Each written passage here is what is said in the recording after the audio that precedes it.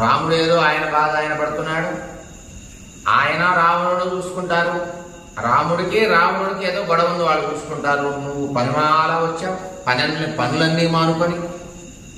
నువ్వు మహావీరుడివి, సూర్యుడివి, గొప్ప సంపద కలిగిన వాడివి, గొప్ప జాతి కలిగిన వాడివి అని మంచి మాటలతో నిర్వీర్యం చేయాలి అనే ఆలోచనతో రావణుడు ఈ దూతకి చెప్పాల్సిన మాటలన్నీ చెప్పి, నువ్వు వెళ్ళి ఈ మాటలన్నీ చెప్పు అని పంపిస్తాడు. పంపించినప్పుడు ఆ దూత వస్తాడు, వచ్చి ఏకాకిగా వచ్చి సుగ్రీవుడితో మాట్లాడతాడు. నేను నీకు సోదరుడు లాంటి వాడిని అయ్యా సుగ్రీవా, గొప్పవాడివి నువ్వు, ధైర్యవంతుడివి, పరాక్రమం కలిగిన వాడివి, ఎంత సైన్యం ఉంది నీకు. నువ్వు వచ్చి ఈ రాముడితో, అల్ప మానవుడితో స్నేహం ఏంటి? ఇతనితో నీకేం పని?